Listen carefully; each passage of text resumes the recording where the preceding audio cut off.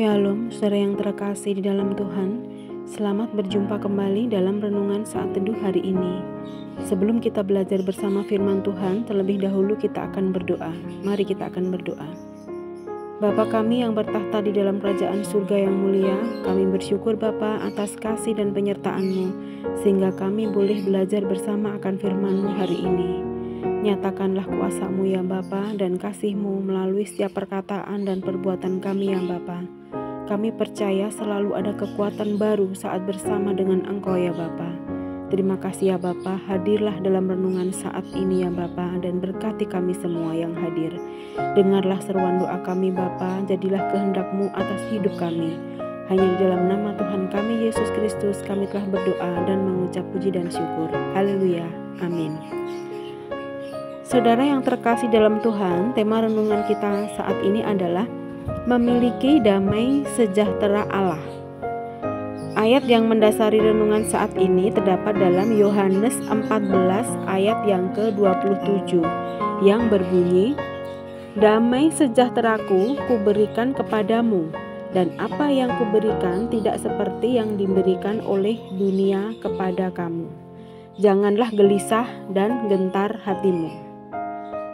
Saudara yang terkasih, ayat di atas, Allah memberikan damai sejahtera dan sukacita kepada kita. Tetapi ada suatu penegasan yang kuat yang dapat kita baca di sini, penegasan untuk kita di mana dikatakan bahwa damai sejahtera dan sukacita itu adalah damai sejahtera dan sukacita yang Yesus miliki. Bukan dari yang lain tetapi dari Yesus sendiri untuk kita anak-anaknya. Jelas sekali kualitas damai sejahtera tersebut tidak mengikuti tolak ukur dunia. Kualitas damai sejahtera dan sukacita seperti apakah yang Yesus miliki untuk anak-anaknya? Yang pertama, kita akan mengupasnya satu demi satu. Yang pertama, damai sejahtera dan sukacita yang Yesus miliki memampukan Yesus untuk tidur dalam badai. Dapat kita baca dalam Matius 8 ayat 23 sampai 27.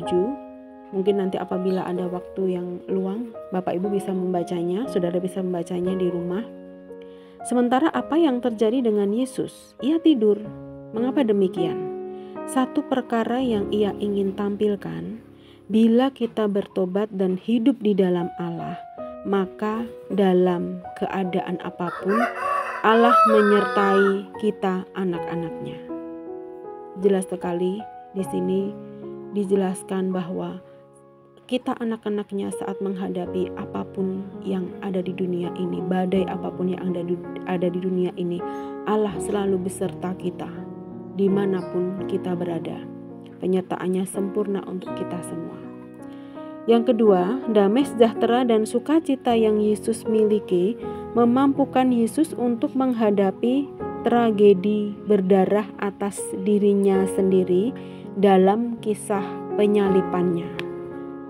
Nanti juga dapat kita baca dalam Matius 26 ayat 1 sampai 5. Damai sejahtera dan sukacita Allah memampukan Yesus mematuhi kehendak Allah, sekalipun nyawa taruhannya untuk kita anak-anaknya yang berdosa.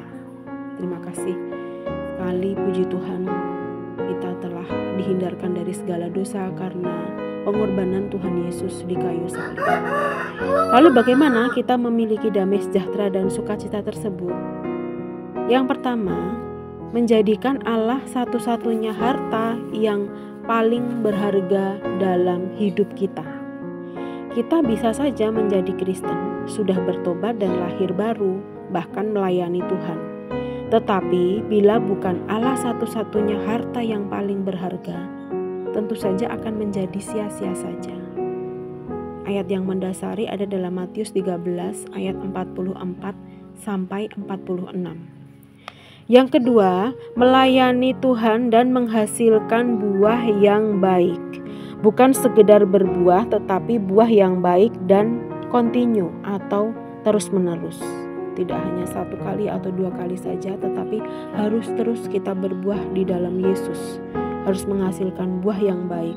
dalam pelayanan-pelayanan kita. Dan ayat yang mendasari dapat kita baca dalam Yohanes 15 ayat 16 sampai 17. Oleh karena itu, saudara yang terkasih, mari kita miliki damai sejahtera dan sukacita dari Tuhan. Damai sejahtera Tuhan sanggup membawa sukacita di tengah permasalahan yang kita hadapi sekarang ini. Amin. Berbahagialah orang yang menaruh firman Tuhan dalam hati dan pikirannya. Mari saudara, kita akan menutup renungan saat teduh saat ini dengan berdoa. Mari kita akan berdoa. Bapa yang kami sembah dalam nama Tuhan kami Yesus Kristus, kami bersyukur Bapa atas penyertaan-Mu, atas kasih-Mu. Kami boleh belajar bersama akan firman-Mu hari ini. Firman yang mengajarkan kami untuk kami dapat senantiasa mengenal damai sejahtera dan sukacita-Mu yang Engkau berikan kepada kami. Mampukan kami Bapa untuk menjadikan Engkau satu-satunya harta yang kami miliki di dunia ini, harta yang paling berharga. Dan mampukan kami Bapa untuk kami dapat melayani Engkau dan menghasilkan buah-buah yang baik dalam hidup kami. Dan kami dapat menjalankan perintah-Mu dan menjauhi akan larangan-Mu. Jadikan kami anak-anak-Mu yang berkualitas Bapa. Dan kami yakin dan percaya Engkau selalu menyertai kami di setiap langkah kehidupan kami, di setiap musim kehidupan kami. Bapa, Engkau melihat anak-anak-Mu yang saat ini hadir satu demi satu. Lawat mereka, berkati mereka satu demi satu Bapa. Terima kasih Bapa, pertemukan kami di dalam renungan saat teduh yang selanjutnya, dan kiranya ini menjadi pertumbuhan bagi iman kami. Terima kasih ya Bapa, kami serahkan waktu ini ke dalam tangan kuasa-Mu. Hanya di dalam nama Tuhan kami Yesus Kristus kami telah berdoa dan mengucap puji dan syukur. Haleluya. Amin. Terima kasih saudara yang terkasih, kita telah belajar bersama firman Tuhan saat ini. Kiranya kasih dan berkat Tuhan tercurah untuk kita semua. Sampai jumpa dalam renungan selanjutnya. Tuhan Yesus memberkati.